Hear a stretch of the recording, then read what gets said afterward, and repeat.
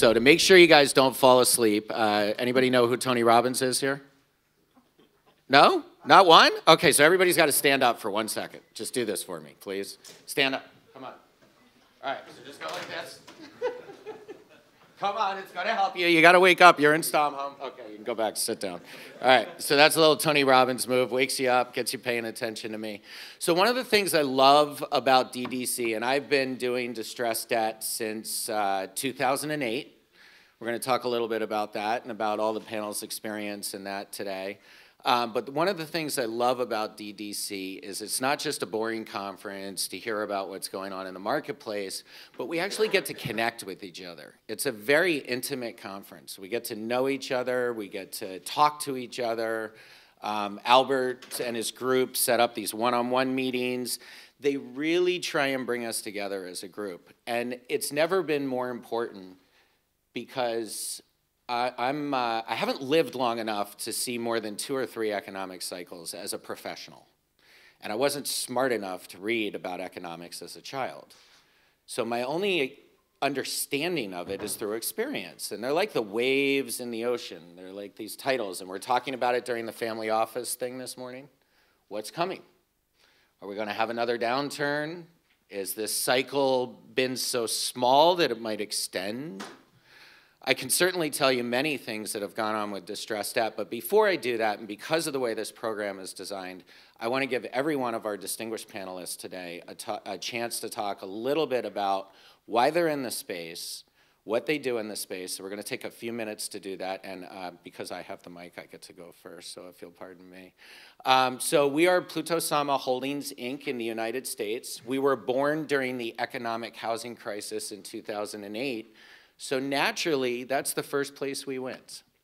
And we went and started doing only residential secured first lien positions, and we started in the United States. And our model was not just to buy pools, and we were bidding on Fannie, Freddie, Ginnie, HUD pools, which are all the GSEs in the USA, and buying whatever first position liens we could find. We were buying them in secondary markets. We also decided, well, since we own these pools, instead of paying all these vendors to do this work for us, why don't we buy the vendors too? And let's service the assets ourselves. And that's how we started. So in end of 2014, I start to see the market ending in the US. And that's because I think the US was very aggressive about deleveraging. Every time we settled a homeowner, they would thank us sometimes. Thank you, I put this to bed. And we would say, we're deleveraging America. So I started to hunt for new opportunities. And I realized that the big guys, who ended up becoming my partners later, had beat me to Western Europe. They had deleveraged London and Germany and all these countries at the same time they were deleveraging the USA. So I went to Central and Eastern Europe, and it was untouched when I went there in 2015. And now I'm facing another change.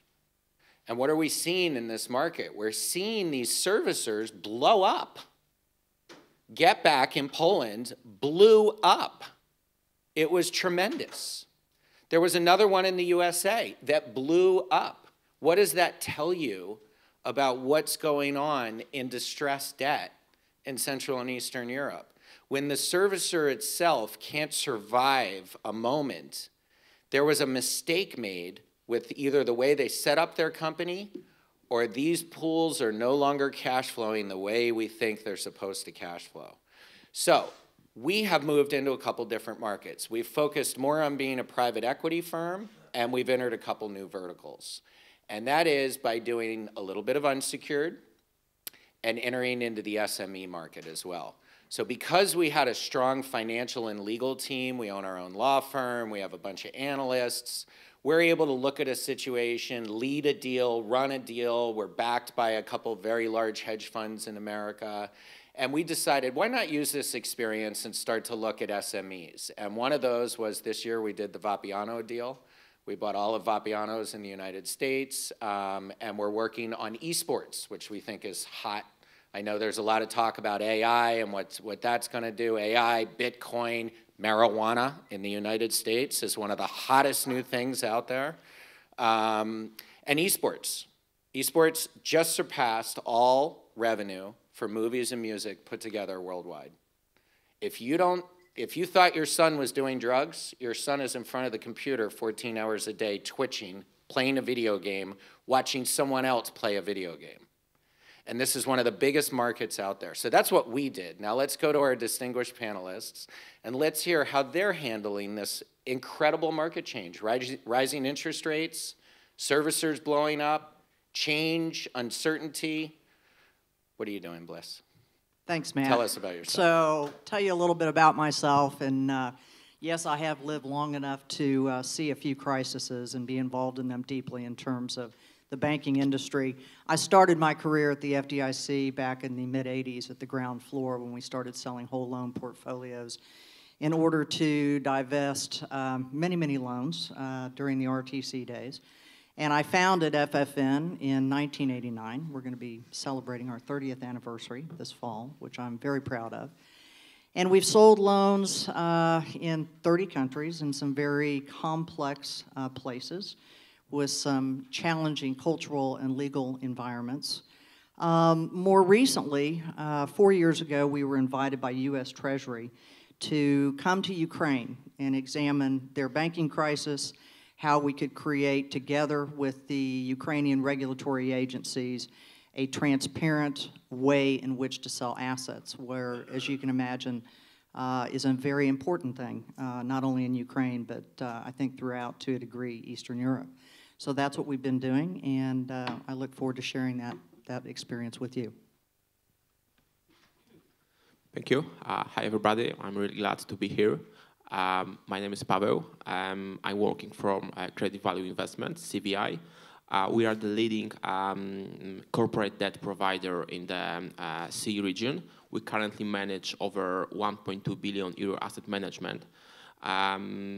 We mostly invest in a different span of the corporate debt. So starting from the senior through junior, unitranche, mezzanine, distressed debt, and the structural equity. We invest more than 2 billion euro in the region since 2012. We currently have more than 200 companies in portfolio. In terms of the distressed debt, as I said, we are managing a distressed situation or special situation fund, which invests directly in the companies which have some problem or which are distressed.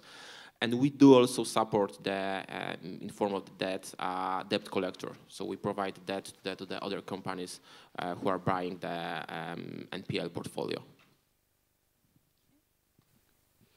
Thank you. Denise Hamer. I know many of you in the room, so excuse me if this is all repetitive.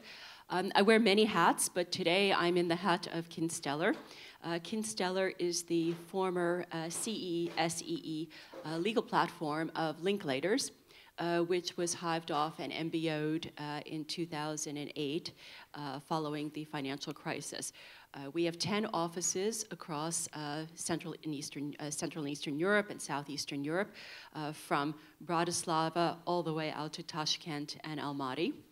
I myself have been, we don't have UK though, so I'm not sure why that's there.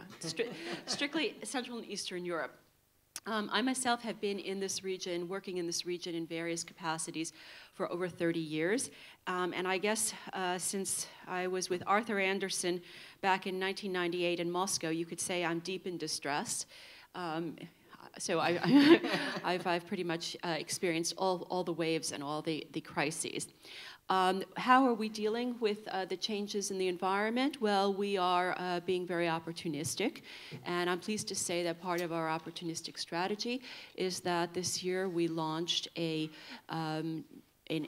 fully integrated, multidisciplinary, meaning corporate, tax, litigation, finance, restructuring, private equity, integrated team across all disciplines and across all jurisdictions, which is called Asset Solutions.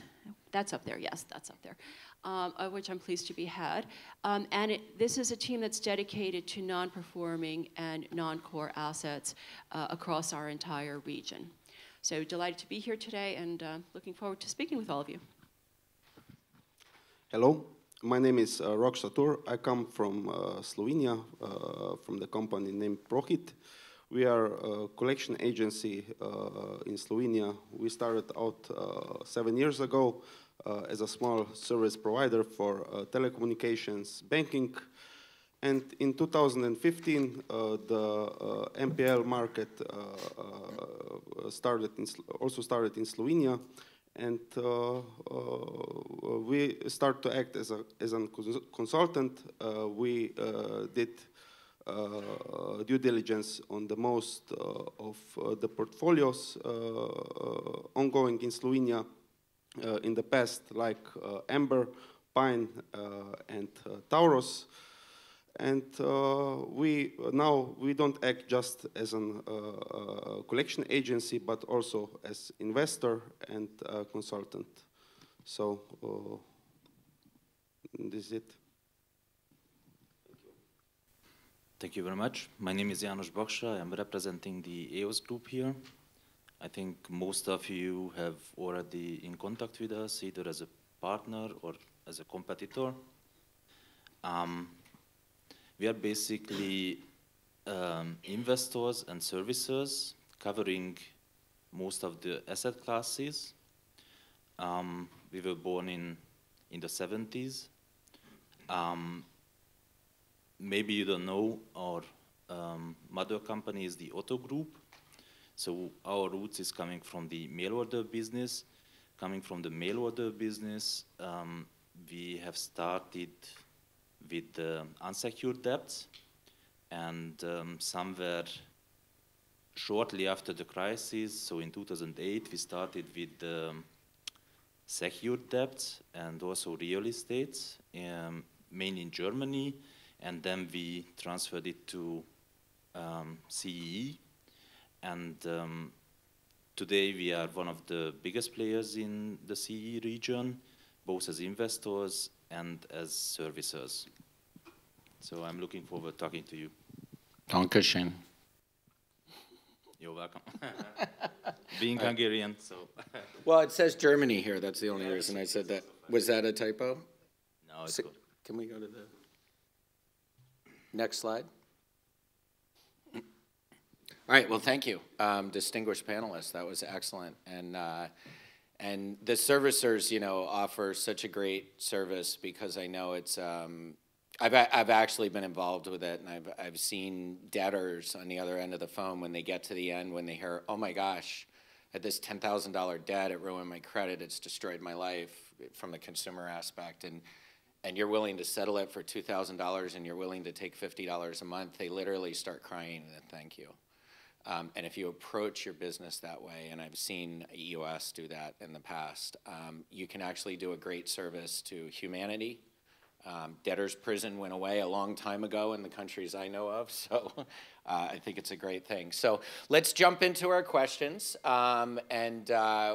You know, I definitely want to end with a bang here. I'm going to add an entire another country to the CEE, and that's going to be the Ukraine, and we're going to talk about that at the end. So let's include that in our answers as we walk through it, because I too have had a lot of exciting calls with the Ukraine over the last 6 months. We skipped the corporate move from them, which was a year ago by Debt Exchange or somebody like that, DebtX. But we're very interested in the Resi one. So question number one, are investors staying in CEE or have they moved to new markets? We can start wherever you want to start.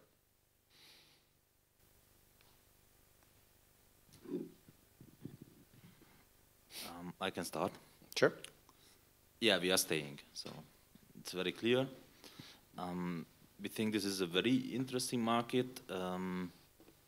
Actually, I believe this is exactly at the peak, which has huge challenges. So the prices are just going crazy. So I think... When you say crazy, do you mean up or down? Or all over the place and you can't get any gauge on it? You know, you mentioned at the beginning the get-back collapse. Yep. I think some of the players have not learned. So I really think this is a very hot market, a lot of investors, and the profit expectations has just narrowed down. So any kind of trouble in the economy is turned down, I think we will have huge problems. So what's an unlevered IRR in Poland right now unsecured, and what's an unlevered IRR in Poland right now and unsecured? That you would tell an investor this is what you should be thinking. Yeah, nice try. So. No, we're not going to get that one? Okay. All right. Next. What, are investors staying in the CEE or are they moving on? Yes, they definitely are staying in CE. I mean, we have to first discuss the types of investors. The investors who are going into Western Europe are generally not going to come into Central and Eastern Europe and Southeastern Europe. Among the many reasons is the size of the deals are just not to their liking.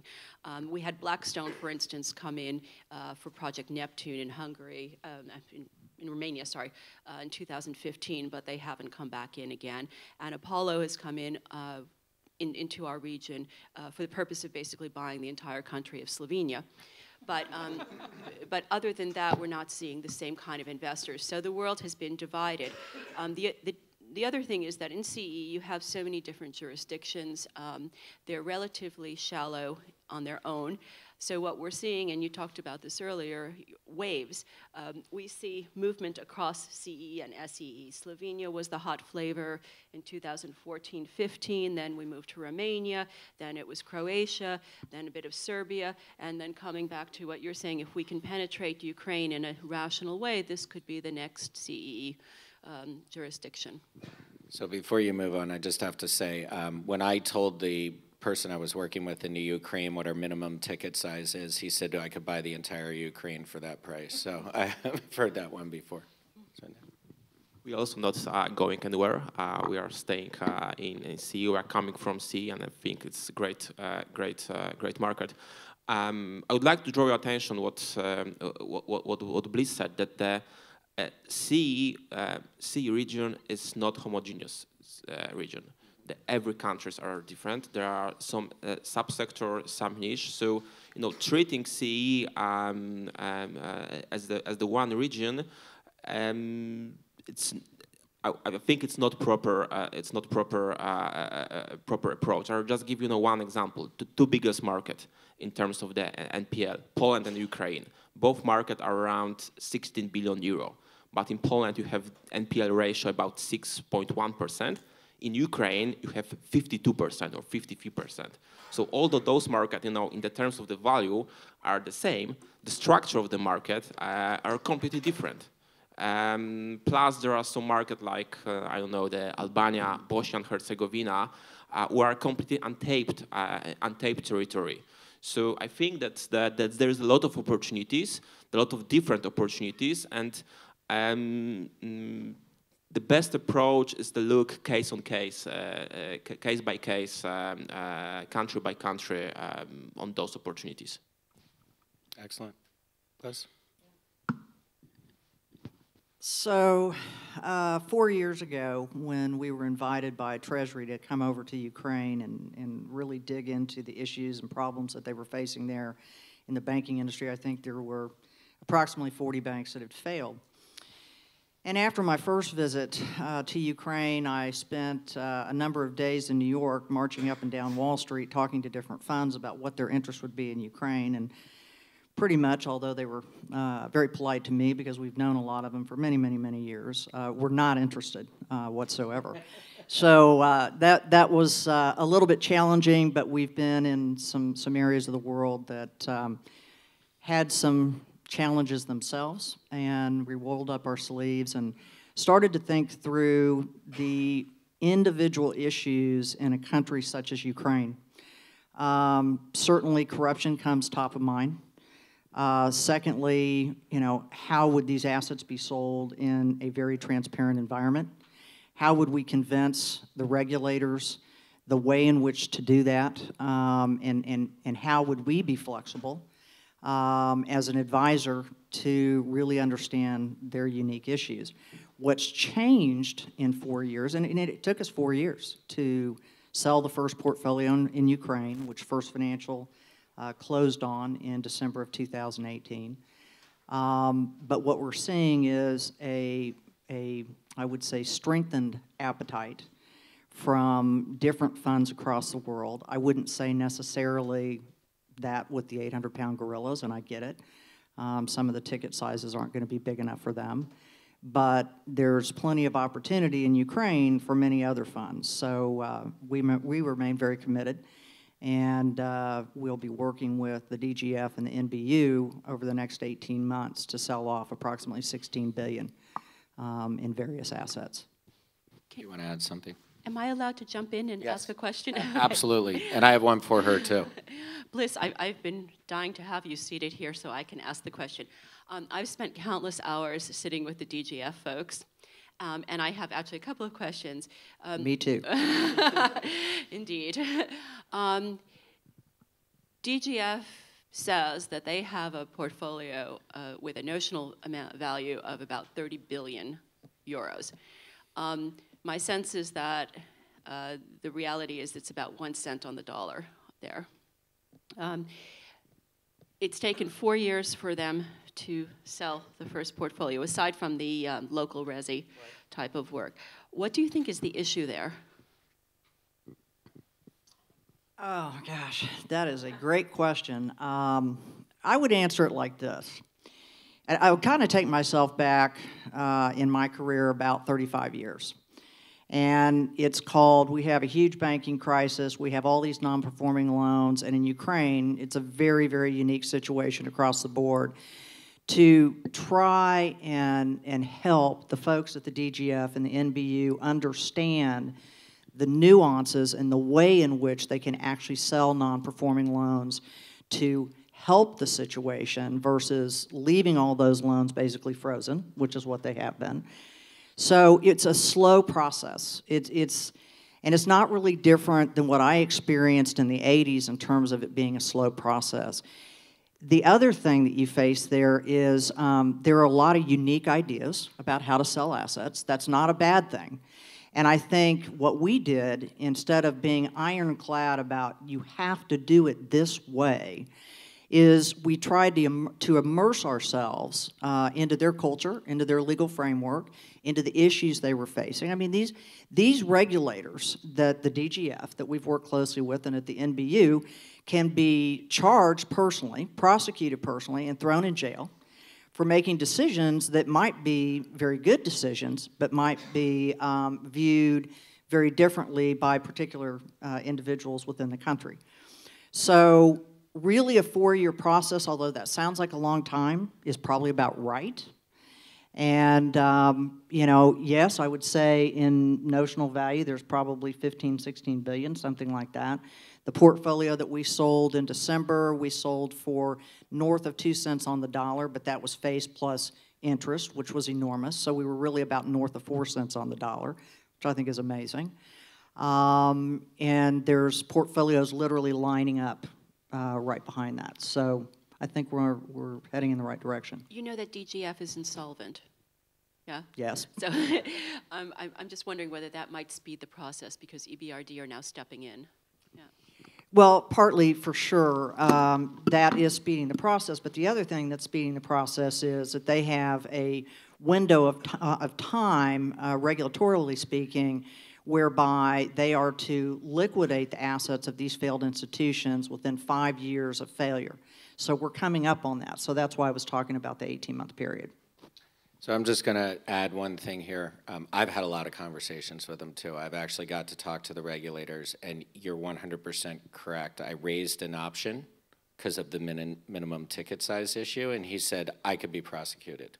No doubt. They're scared to death to deviate 1 inch. But this is where the opportunity, I mean, to buy something for 2 cents on the dollar, we were all interested. Here's the second issue. They're selling the resi in very small ticket sizes. So you either have to build an aggregation facility away from your big funder, which and therein creates the difficulty to enter the market. So just if you're an advisor, couple points. Okay, so let's, what are the challenges we're gonna face in 2019? We just had a huge one in 2018. We have servicers blowing up. I think there's gonna be more. What other challenges do you see in 2019? Let's start with you. EOS, one of the biggest servicers in Europe. I mean, they got to touch every market, so you have your hands everywhere. So, what do you see? Yeah, it's a very complicated question. You know, what we see is just an example, as we already discussed. It's not a homogeneous market. It's very, very fragmented, and 15, 16 countries with whole different legislation. You know, if you look at Romania, I mean, we really like to invest in Romania. So, but what we have heard in the last 3-4 months, 1 year, I mean, that's one of the biggest challenges. You know, from one day to another, completely the mindset changes of the legislation, and becoming from an investor-friendly environment. You know, we don't know yet what's going to happen there. So but the first signal is quite good. So the first instance actually canceled these new laws. So let's see where we end up. The other thing is, what we see is that you know, the depths of the population increasing like hell. So for example, in Hungary, January they exceeded the before crisis level. You know, the new consumer loans. I mean, it's a good signal, but it would hit hard if we have a new crisis starting. Okay. Challenges in 2019. Yes, I would agree with Janos.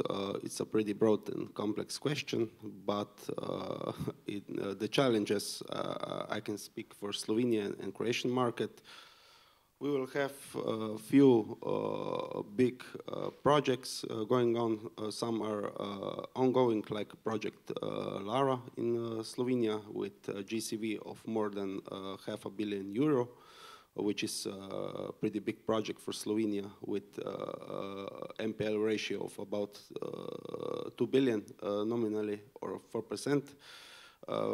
Also, we have ongoing project Stefania with 130 million euro of GCV, and project Lent, the NKBM, the second biggest bank in Slovenia, with GCV of more than 340 million euro.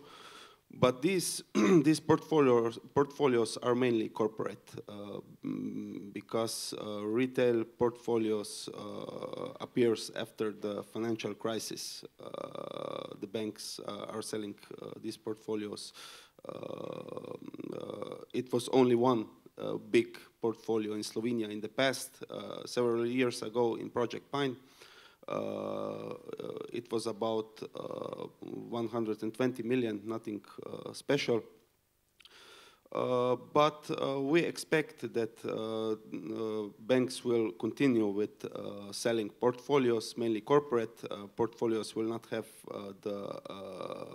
be at that size as in the past. But banks will probably continue with the practice of selling portfolios. Yeah. Okay. We're going to get short on time, so let's keep moving, but I want to hear what everybody says. I think the challenge in the market is going to be for members of the market to be adaptable. As we've said, the legislation and the regulations are constantly shifting. The product that's being sold is changing. As everyone said, it's moving to more corporates. So the point is to look at new ways to invest and divest in the assets. What we're seeing now is fintech, as you mentioned, DebtX and Debitos. We're seeing securitization of these assets. And what we're seeing also is we're moving away from, the initial period was huge portfolios, then smaller portfolios. What we're seeing now in the corporate space is a private equity approach to these assets, where their single names are being sold. And investors, such as EOS, for instance, are taking an approach of turning around these assets restructuring them, recapitalizing, and refinancing them. So I think that it's not so much a challenge, it's an opportunity. The market's changing, and we have to just stay adaptable and respond to different trends in the market. Excellent, thank you. So I want to mention the two challenges we are seeing ahead of us. So one of that, what was mentioned, it was already mentioned before. That's the different legal system. So generally, if you see on the legal framework in the CE, there are very similar rules. But if you go more deep into details and see, for example, how the pledge is working, how the enforcement is working, there are huge differences. Especially in the efficiency of the law system, of the legal system. So you have to be on the ground. You have to understand the legal in particular countries' circumstances, and you have to be also understand the market's dynamics in the region, because there are much difference.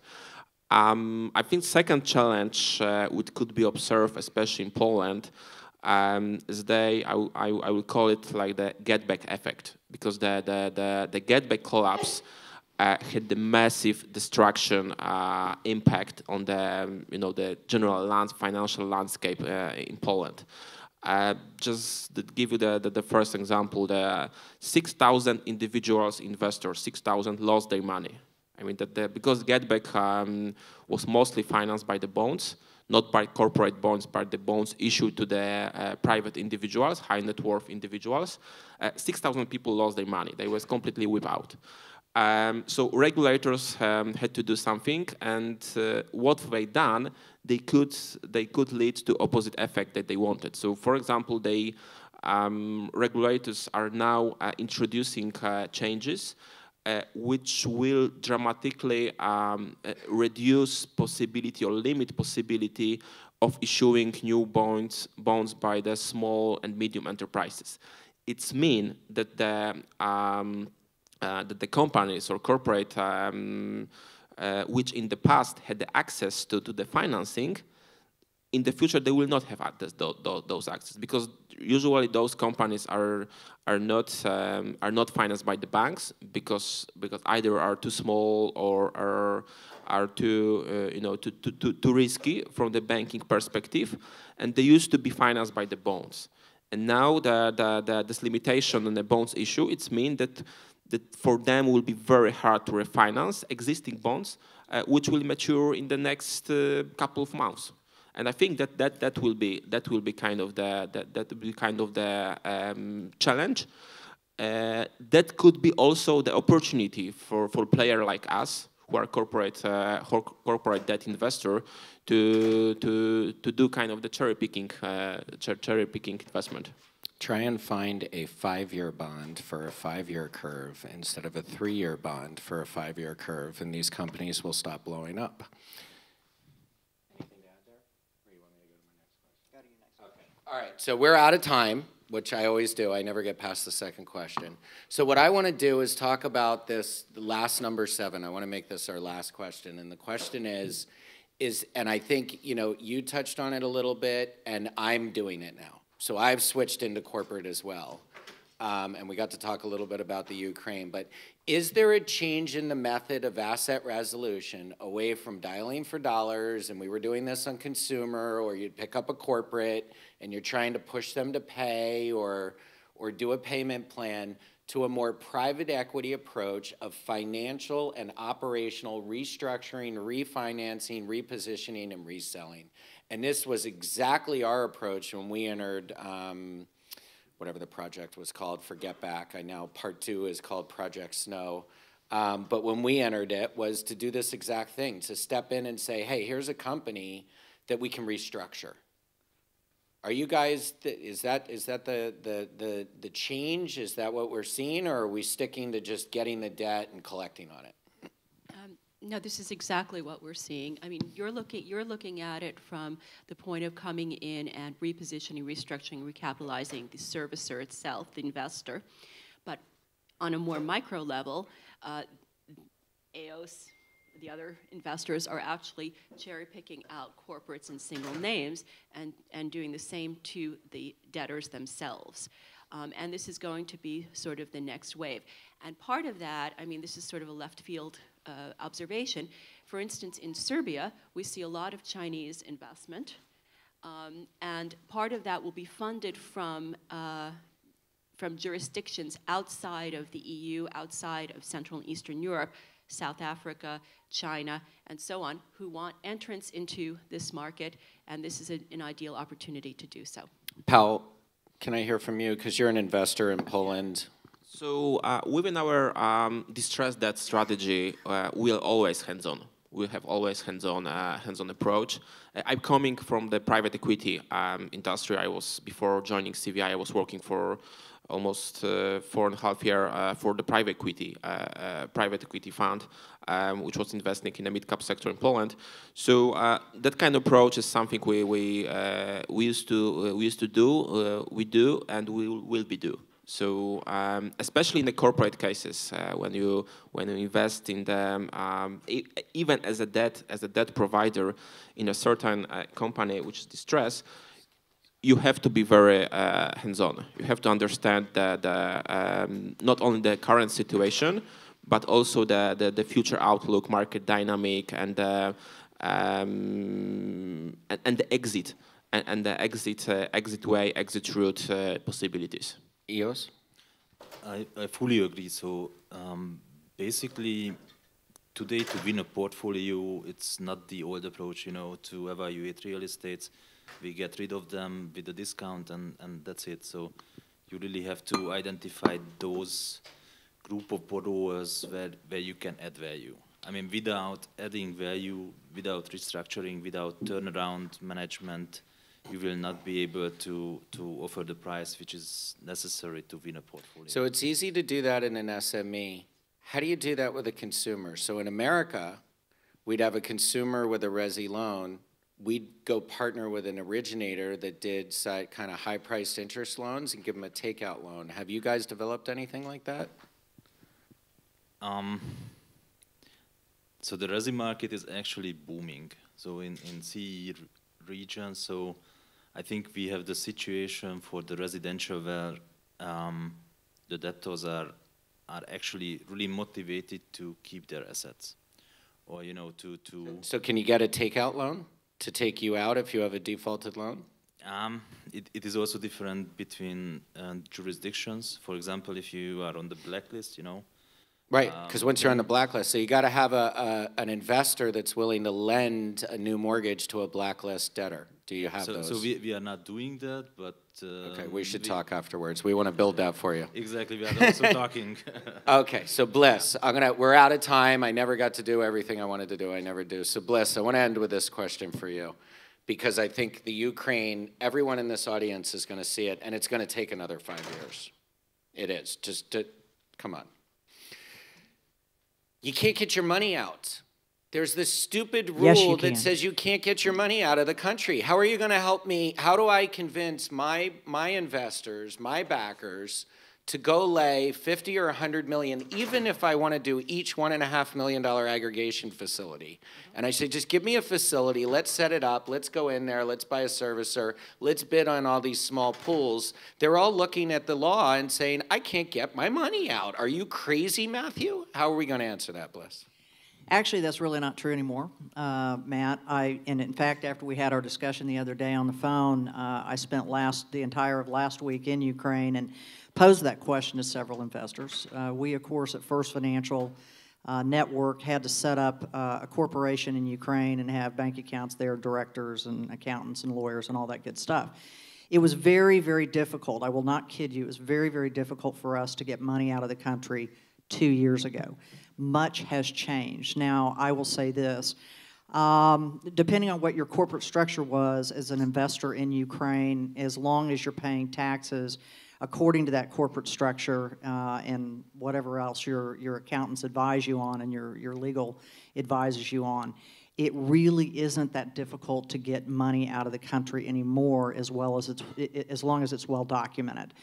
The only caveat I would say to this, and one of the primary investors in Ukraine mentioned this to me, so I think it's important to let you know, and that is, if you were trying to move like 100 million US out of Ukraine, that's what we're talking about. yeah, that would be a problem. But if you Right. did it in increments of 10 to 15 million, let's say a week or every 3 or 4 weeks, it's very, very doable. I got to tell you, the whole thing. You're going to the airport. You said what? Do you stick it in your underwear? You're going to the airport. The whole thing scared JP the Morgan heck out Chase. of us. We had Baker McKenzie, wrote a whole memo that says you can't do it, and then got on the phone and said, "Oh, but we got a way to do it."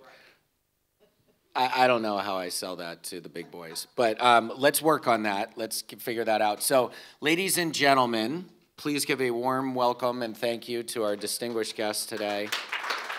I also want to thank, there he is, there's the man of the hour, Albert. I want to thank DDC again for hosting a wonderful, warm, intimate event, and thank you for inviting us again as well. And we hope to see you next time. Cheers.